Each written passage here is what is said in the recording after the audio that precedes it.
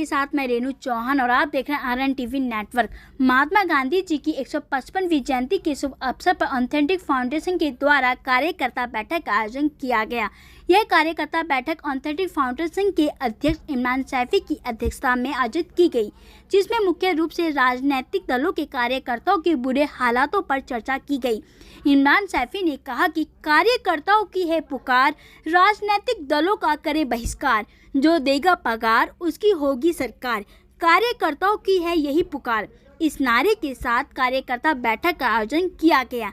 इस कार्यक्रम में आए हुए सभी वक्ताओं ने अपने अपने विचार रखते हुए कहा कि आज राजनीतिक दलों में हजारों की संख्या में कार्यकर्ता खून पसीना एक करके नेताओं को जिताते हैं और नेता जीतने के बाद फिर उनको दूध में से मक्खी की तरह निकाल कर फेंक देते हैं। दिल्ली में आगामी विधानसभा चुनाव को देखते हुए सामाजिक कार्यकर्ता इमरान सैफी ने कार्यकर्ता बैठक को संबोधित करते हुए कहा कि नेता जब चुनाव लड़ते हैं तो एक विधानसभा में कम से कम 2000 कार्यकर्ता उनको जिताने के लिए दिन रात एक करके उनकी सेवा में लगे रहते हैं और क्षेत्र में लगातार प्रचार प्रसार करते हैं, जिस कारण से 2000 कार्यकर्ता कहीं ना कहीं दूसरे राजनीतिक दलों के लोगों से दुश्मनी भी ले लेते हैं। मगर जब नेता जीत जाते हैं तो जीतने के बाद 2, 4, 10 दिन तो उन कार्यकर्ताओं को पूछते हैं, उसके बाद कार्यकर्ताओं को दूध में से मक्खी की तरह निकाल कर साइड कर देते हैं। ऐसे में जीतने के बाद नेता तो 5 साल तक कुर्सी पर बने रहते हैं और मोटी कमाई कर लेते हैं, मगर 2000 कार्यकर्ता जो दिन रात एक करके नेता को जिताते हैं, उन कार्यकर्ताओं का कोई ध्यान नहीं रखा जाता। अब हमारे द्वारा यह मुहिम शुरू की गई है कि कार्यकर्ताओं की है पुकार, राजनीतिक दलों का करें बहिष्कार, जो देगा पगार उसकी होगी सरकार। कार्यकर्ताओं की यही है पुकार। यह एक बड़ा जन आंदोलन है जो आज दिल्ली के जैतपुर से शुरू हुआ है और धीरे धीरे यह पूरे देश में फैल जाएगा। आइए दिखाते हैं क्या कुछ कहा कार्यक्रम में आए हुए वक्ताओं ने और कार्यकर्ता बैठक के अध्यक्ष इमरान सैफी ने। कार्यकर्ताओं की है पुकार, जो देगा पगार उसकी बनेगी सरकार। यही उद्देश्य है कि जो लोग हमारे जैसे कार्यकर्ता हमेशा से इन पॉलिटिकल पार्टियों के शोषण का शिकार हो जाते हैं, हमें उनको बचाना है। अब कार्यकर्ता उसी पार्टी में काम करेगा जिसमें उसे तनख्वाह मिलेगी। तो आखिर इतना बड़ा कदम उठाने के पीछे क्या कारण रहा आपका? भाई, लोगों का जो समस्या हैं वो 10-10 साल 5-5 साल काम करते करते पार्टियों में निकल जाती है, लेकिन ना उसका विकास होता है ना उसके परिवार का विकास होता है। विकास सिर्फ एक पार्टी का हो जाता है या उसमें से एक आध जो उसके खास लोग होते हैं उनका हो जाता है। जो आते तो आम है हो जाते हैं खास, तो उनका तो विकास हो जाता है, लेकिन बाकी कार्यकर्ताओं का क्या होगा? तो किस तरीके से आप इस कदम को आगे बढ़ा करके चलेंगे? देखिए, ये जो मुहिम हमने आज जैतपुर से शुरू की है, हम इस मुहिम को जंतर मंतर तक बहुत जल्दी पहुँचाएँगे ताकि हम ये बात को राष्ट्रपति जी तक पहुँचाया जाए और हम ये लिखित में उनको मेमोरेंडम देंगे कि जी जितनी भी पार्टियां ये जो 1 मिनट में अपना लेटर देकर उसे मंत्री बना देती हैं, संगठन मंत्री, उसके ऊपर उसका एक बजट क्लियर करा जाए कि भाई आप इसे संगठन मंत्री बना रहे हैं या इसे विधानसभा अध्यक्ष बना रहे हैं तो इसको इसकी सैलरी कौन देगा? ये तो आपके लॉलीपॉप की वजह से पूरे दिन भागेगा, रात दिन। ये तो उसे ना दिन दिखेगा, ना रात दिखेगी, ना घर दिखेगा, ना बाहर दिखेगा, ना कुछ दिखेगा और ये भागता ही रहेगा। तो उस अध्यक्ष लिखने से पहले आप उसको उसकी सैलरी क्लियर करेंगे। और जिन पार्टियों और नेताओं को जो टारगेट किया गया है वो भी मैदान में द्वारा आ चुके हैं, उनके लिए सबसे पहले क्या करना चाहेंगे? मैं तो आपके माध्यम से कार्यकर्ताओं से यही कहूँगा कि किसी के भी प्रोपेगेंडे में ना आए, चाहे वो कोई भी है, किसी भी पार्टी का प्रत्याशी है, उसके लिए बिल्कुल भी काम ना करें, क्योंकि आपने काम करोगे फ़ायदा उसे मिलेगा तो आपको क्या मिलेगा? आप पहले उससे क्लियर करो भाई मेरा क्या फ़ायदा है। अगर आपका फ़ायदा आपके माफिक है, आपका उस फ़ायदे से पेट भरता है, आपके बच्चे खुश होते हैं तो काम करो, नहीं तो मत करो। आगामी विधानसभा चुनाव को देखते हुए तो ये कदम नहीं उठाया गया? बिल्कुल उठाया गया है, क्योंकि आगामी जो चुनाव आ रहे हैं उसी में तो कार्यकर्ता को शोषण होगा, उसी में तो लॉलीपॉप दिए जाएंगे पार्टियों की तरफ से भी और नेताओं की तरफ से भी। तो हमारा विरोध है इस चीज़ का कि हम चाहेंगे कि हमारा कोई भी कार्यकर्ता, हमारे जैसा कार्यकर्ता देश में कहीं भी चुनाव हो रहा हो, किसी पॉलिटिकल पार्टी के लिए काम ना करे जब तक उसका पेट ना भरे। आप भी बदरपुर विधानसभा से चुनावी मैदान में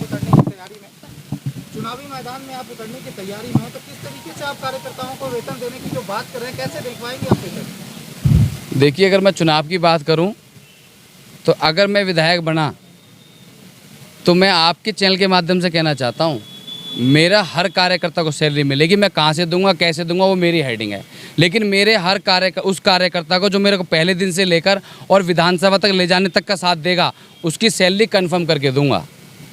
तो क्या जीत के बाद या हारने के बाद भी कुछ उनके लिए है? जीत के बाद, क्योंकि सरकार का बजट मुझे जीत के बाद मिलेगा, हारने के बाद नहीं मिलेगा। क्या संदेश रहेगा आपका व्यूअर्स के लिए? मैं आपके माध्यम से यही कहना चाहूँगा कि जो भी कार्यकर्ता हैं, जो भी हमारे जैसे लोग हैं जो और अलग अलग पार्टियों में काम कर रहे हैं, वो सब इस मुहिम में जुड़ें। मेरा लड़ना ये कोई ज़्यादा इम्पोर्टेंट नहीं है। मैं चुनाव की प्रक्रिया में बिल्कुल भी नहीं हूँ। मैं आपके माध्यम से बताना चाहता हूँ, चुनाव की बात चुनाव के दौर में देखी जाएगी, जो समाज चाहेगा वो होगा।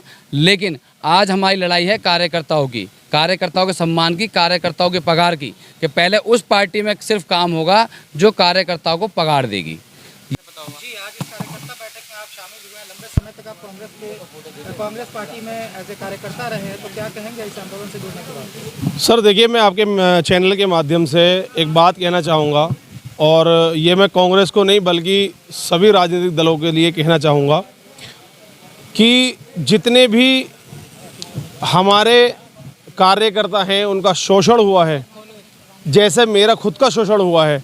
मैंने खुद कांग्रेस कार्यालय में 7 साल देने के बाद और लाखों रुपए खर्च करने के बाद मैं आज किसी गिनती में नहीं हूँ उन लोगों की नज़र में। तो मैं ये चाहूँगा कि जितने भी हमारे कार्यकर्ता, मेरे भाई, मेरे दोस्त, मेरे अजीज़ हैं, वो सभी के सब कोई ऐसे मामले में ना फंसें कि जो अपने पैसा भी खर्च करें, अपना घर भी बर्बाद करें, अपने बच्चों को ना देखें, अपने बीवी को ना देखें, अपने माँ बाप को ना देखें, और वो सिर्फ और सिर्फ पार्टी को देखें।